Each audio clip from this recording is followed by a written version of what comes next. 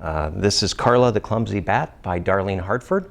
Darlene is a local author and proponent for bat education. We're very fortunate, boys and girls, that we have the author of Carla the Clumsy Bat, Darlene Hartford. Darlene, thanks for being here. Can I just ask a quick question? Why a book about bats, especially one named Carla? Well, Carla was just chosen because it seemed to have a nice sound with the wording of the stories. But the subject matter, writing about bats, all came about after a very important building in Peachland. It was a historic school. It was renovated, and we discovered a huge colony of bats in the attic.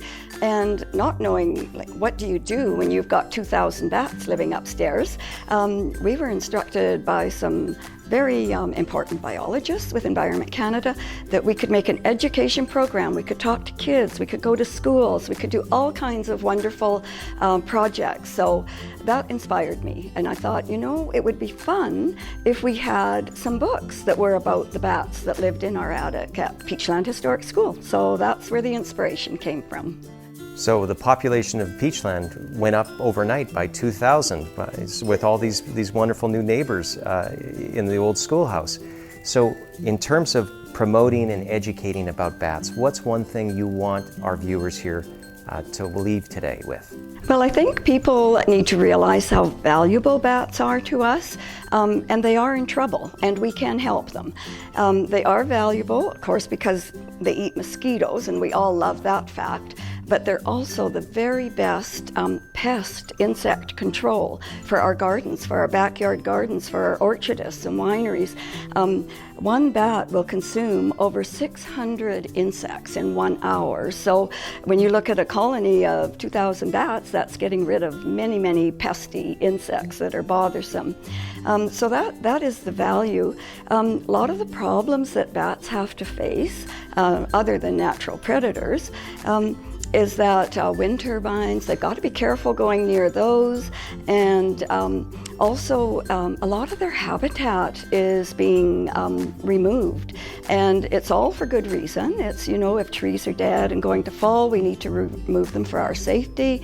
If we're building roads, building new homes, but every time a tree is taken down in a corridor where bats are flying, they're losing some of their homes. So a good way that we can help them with that is to put up a bat house, and then also to replace with trees that they like, which are ponderosa pines and cottonwoods. They love to roost behind the bark that pulls away from that tree. So there are many ways that you can help bats, and we'd love to talk to you about more of them. Great, we've learned so much from Carla the Clumsy Bat. How do people know more about the bats of Peachland? Well, we have two wonderful opportunities. Peachland Historic School is right on Beach Avenue across from Swim Bay, and there are cameras in the attic roost, and the live feed is within the building in the Legends of the Lake Interpretive Center, all part of Peachland Historic School. So you can come in, you can look at the cameras and see exactly what the bats are doing upstairs, and then we can also have a bat chat there and give you lots of information about bats in general.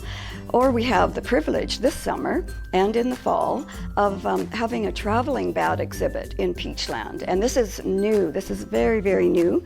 So it's about the bats of British Columbia, and it's called Bats Out of the Darkness. And so the whole exhibit is to enlighten us about the value of bats, how we can help them, and just general information about them, because they are really amazing mammals.